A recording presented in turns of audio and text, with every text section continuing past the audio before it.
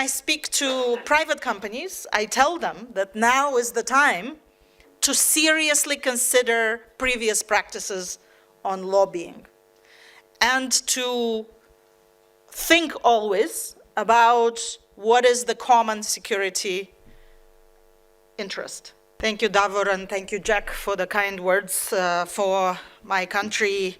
It has been a pleasure and an honor to participate in events by the Institute of Cultural Diplomacy, and I have talked extensively about Moldova, about issues that Moldova is facing in terms of security, in terms of disinformation.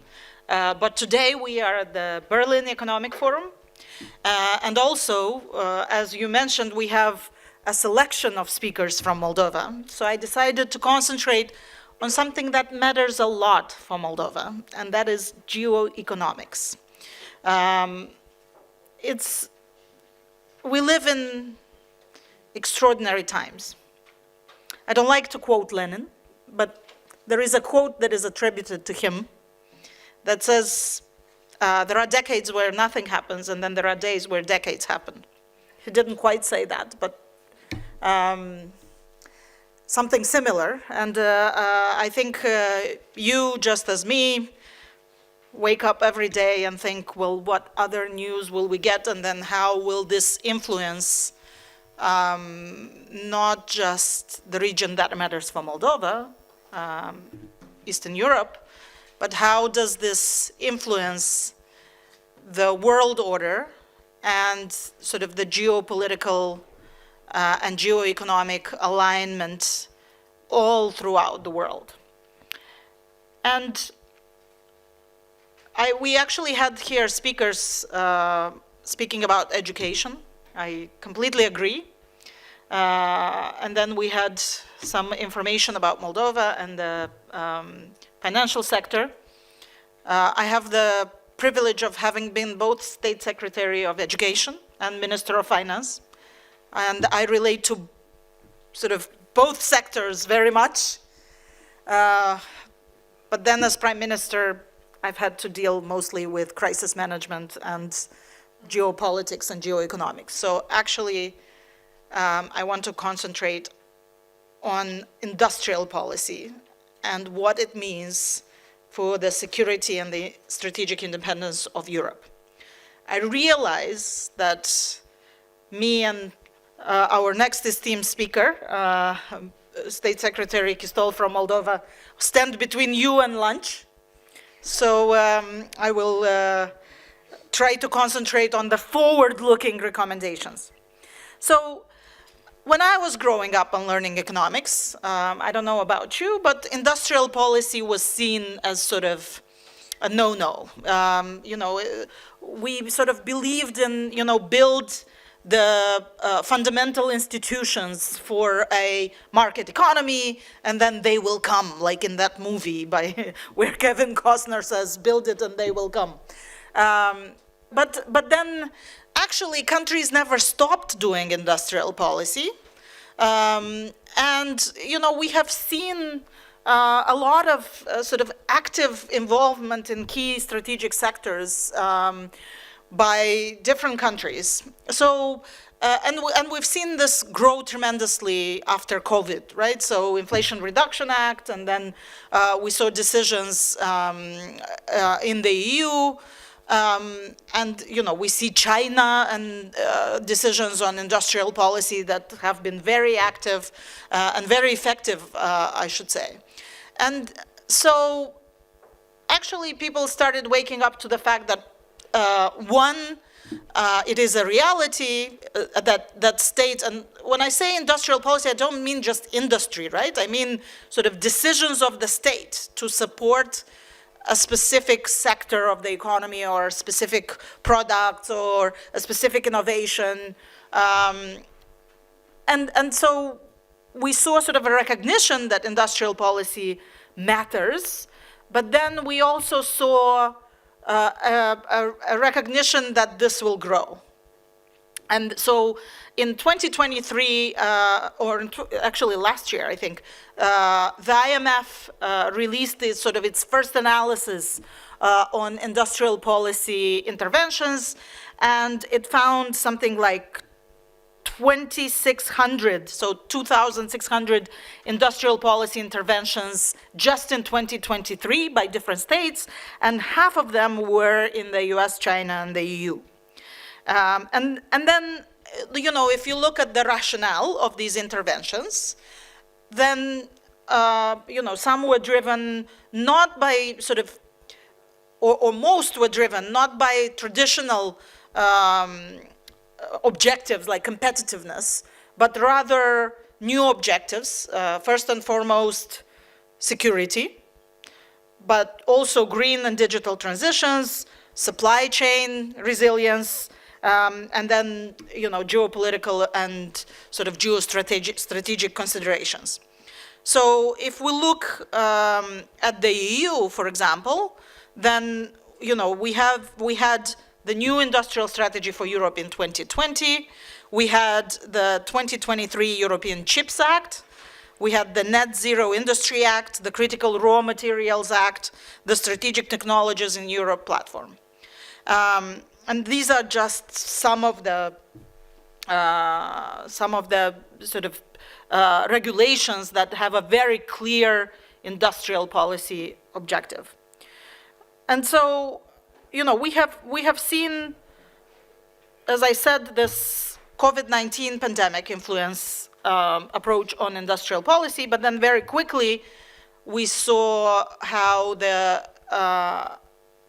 Russian invasion of Ukraine also sort of made countries double down on these industrial policy decisions. So we've seen decisions to ensure energy security and reducing dependency on Russian fossil fuels, then defense capabilities, improving defense capabilities, leading to the first ever European defense industrial strategy, digital sovereignty, access to critical raw materials, and then semiconductor production. So now, what happened in the last 6 weeks? We saw not only sort of a traditional industrial policy, what we saw is just, you know, raw exercise of economic power and not only. And so we know about the tariffs in specific sectors, like steel or others, but we also saw the tariffs on specific countries. I think today we have a round of tariffs entering into force on Canada, on Mexico, and I think a second round on China. And what we are seeing is sort of this race to the bottom in terms of tariffs and industrial policy. So, in my view, these developments were to be expected, and these developments will matter enormously for Europe. Why? Because when you make choices on industrial policy, you actually choose winners and losers. And in fact, industrial policy was out of fashion in the 80s and in the 90s because states have made the wrong bets and have wasted a lot of money on perhaps companies or sectors that were important politically, but were not champions economically. And this is very important for Europe at this moment, because Europe has to be united in order to weather the turbulence that can severely impact its security. Now, few things can divide so effectively as decisions on winners and losers in sectors and countries. So I will posit that any decision on industrial policy, and before the nomination of the current composition of the Commission, I very much supported the analysis that was done by the European Council on Foreign Relations that the Commission needed a geoeconomics commissioner.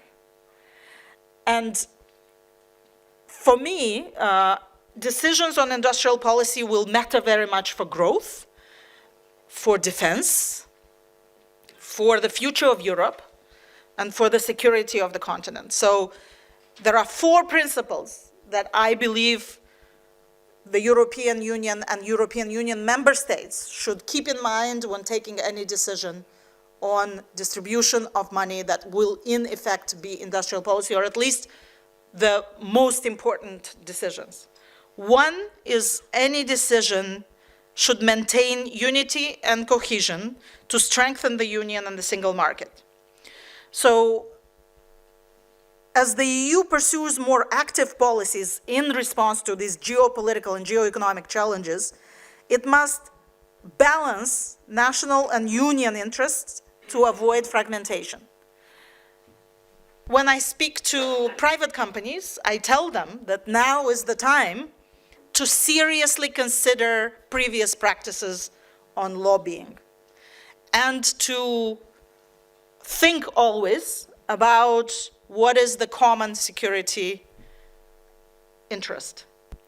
This will matter very much in the next year or 2 for Europe. Second principle, so first principle is always think what it will do to European Union. I mean, this is easier said than done, of course, and it requires difficult negotiations.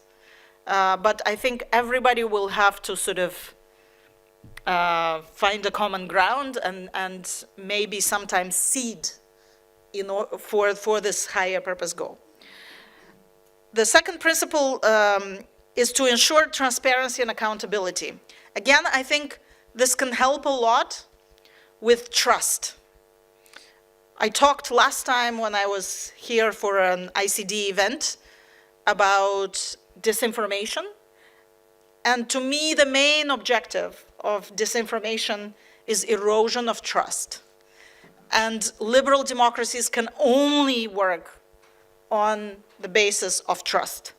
I have worked for private sector companies in the West, and I can tell you that it's much more effective to create a consortium or to do contracting in the West than it is in Moldova or some of the other countries that I've worked in, because people trust each other and trust institutions, and they can even make agreements on email rather than go through very complicated, very, lawyer-heavy agreements.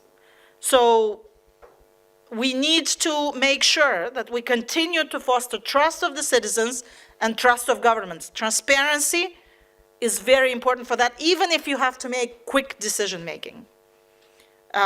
In fact, I will argue that this helps with the quick decision-making. Third principle is flexibility and adaptability.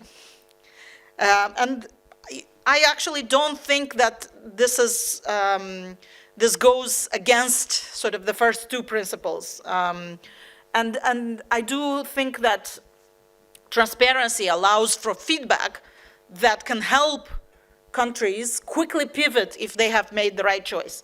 If you look at the literature on industrial policy, then one can see that it's not about whether governments have made the wrong bets. It's about how quickly they can pivot away from wrong bets after it's discovered that they are not working in the way that they're intended. And then finally, I'm on the board of the National Bank. I have to say this.